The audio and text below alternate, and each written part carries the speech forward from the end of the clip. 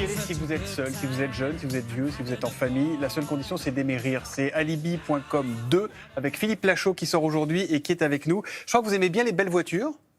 Alors oui, mes amis se moquent de moi parce que j'aime bien les belles voitures, généralement les voitures un peu sportives, parce que je roule à 2 à l'heure. Ah, c'est bien, c'est plus prudent. Donc j'aime bien l'extérieur, mais je roule pas vite. En tout cas, cette passion n'a pas échappé à Sylvie Adigard qui est avec nous. Bonjour Sylvie. Bonjour. Première voiture, cabriolet Mégane bleu. Oui.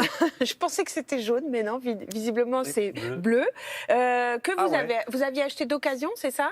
Complètement, avec mes tout premiers salaires, ouais. Alors, c'est un design entre les années 90 et finalement les années 2000. Et on peut dire vraiment que le design évolue en fonction des décennies. Et donc cette voiture, elle est à la fois elle est vraiment berline. Dans les années 2000, on va vers le monospace. Donc en fait, on change vraiment le design des voitures. On est revenu sur 60 ans d'histoire automobile, des années 60 aux années 2020, 2023 Bienvenue dans même. Automoto. On a consulté un journaliste automobile qui s'appelle Christophe Bonneau. Il nous a fait ce petit historique. On regarde ? Avec plaisir. Si on se projette 60 ans en arrière, c'est pas si loin que ça, les années 60, on parlait pas de design, on parlait peut-être même pas vraiment de style. C'était les carrossiers, les services de carrosserie qui faisaient l'enveloppe. On habillait un châssis, une carrosserie avec beaucoup de soucis pour l'industrialiser. Pas beaucoup de formes très compliquées comme aujourd'hui.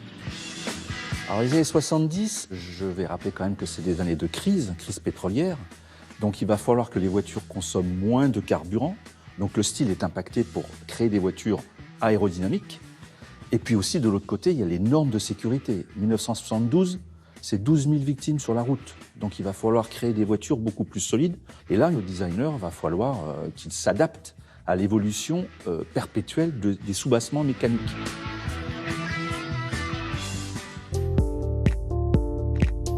Dans les années 1990, il y a les outils numériques qui vont arriver. On va, grâce à ces fichiers numériques, faire évoluer la voiture des deux côtés, à la fois technique et style, au même moment, en même temps, et du coup, on va gagner beaucoup sur la genèse d'une voiture.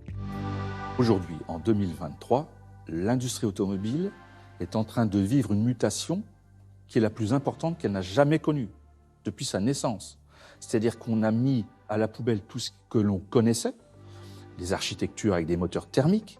On a réinventé une plateforme qui est commune sur pratiquement toute la planète. C'est simplement une plateforme avec des batteries de 7 à 15 cm, 2 moteurs électriques. Qu'est-ce qui va faire la différence demain? C'est essentiellement le design et l'expérience à bord. Donc tout ça, le designer, il va en profiter, il va en bénéficier, notamment le design intérieur.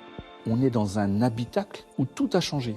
Et c'est là où les nouveaux métiers interviennent. Il faut savoir que des centres de design embauchent des designers dans le monde du gamer, dans les écoles de jeux vidéo. Car c'est de nouveaux métiers qui intéressent les chefs de design automobiles. L'expérience de conduite demain et de vie à bord d'une voiture sera totalement différente de celle qu'on connaît aujourd'hui. Et demain, c'est 2030-2035. Bon, mon petit doigt m'a dit que vous alliez avoir une voiture électrique. Du coup, l'expérience de vie grâce au design, vous allez la vivre prochainement. Et je me permets de vous offrir ce livre de Christophe Bonneau, justement, les 50 ans qui ont changé l'automobile.